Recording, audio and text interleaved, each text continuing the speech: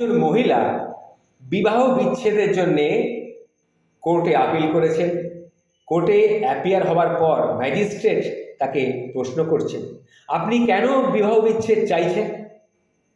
তখন সেই মহিলা বলেছিলেন,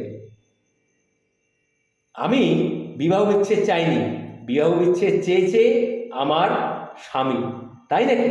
তখন স্বামীকে ম্যাজিস্ট্রেট প্রশ্ন করলেন, আপনি কেন বিবাহ বিচ্ছেদ চাইছেন?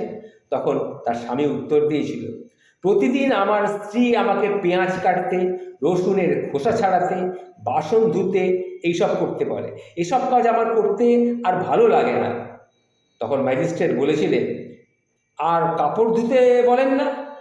হ্যাঁ, সেটাও বলতো, তবে এখন বলেনি, তবে ভবিষ্যতে বলতে পারে, কেন আগেও দু একবার বলেছে, আমি দিইনি, আবার ভবিষ্যতে বলতেও পারে। তাহলে এত ঘাবড়াবার কি হলো? তো আমি কয়েকটা আপনাদের উপায় বলে দিচ্ছি, আপনাকে মন দিয়ে একটু শুনুন।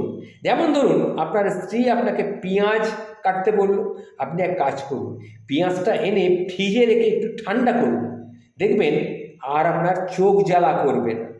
রসুন গরম জলে কিছুক্ষণ ভিজিয়ে রেখে দিন, রসুন গরম জলে ভিজিয়ে রাখুন, দেখবেন খোসাগুলো তাড়াতাড়ি কি সুন্দর ছেড়ে যাবে।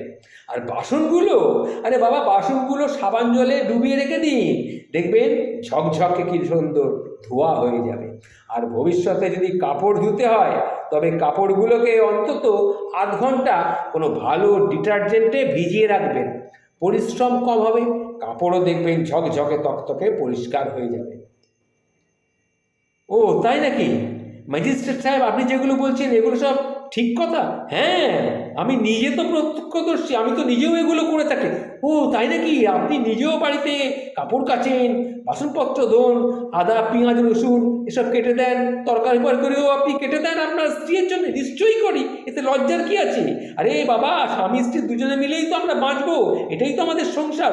ও তাহলে তাহলে এক কাজ করুন ম্যাজিস্ট্রেট সাহেব, আমি আমি কেসটা তুলে নিতে চাই। তাই নাকি? তুলে নিতে চান? তাহলে আপনি আমার কথাগুলো মেনে নিলেন তো? খুব ভালো, খুব ভালো। এবার বলুন তো, আপনি কি বুঝলেন? আমি আমি বুঝলাম যে বাড়িতে আপনার কেসটা আমার চাইতেও খারাপ। তাই তাই আমি একটা কাজ করি, আমি অন্য কোনো ম্যাজিস্ট্রেটের এজলাসে বরঞ্চ গিয়ে আপিলটা করি। হ্যাঁ, তাই করি গিয়ে, তাই করি। সে কি? এইমাত্র তো বললেন আপনি আমার সব কথা মেনে নিয়েছেন। হ্যাঁ, আমি আপনার সব কথা মেনে নিয়ে গেছি, কিন্তু আমি এই ডিভোর্সের কেসটা যখন আপনি করতে চাইছেন না, তাহলে আমি অন্য ম্যাজিস্ট্রেটের এজলাসে গিয়ে আপিল তো করতেই পারি, কি তাই তো?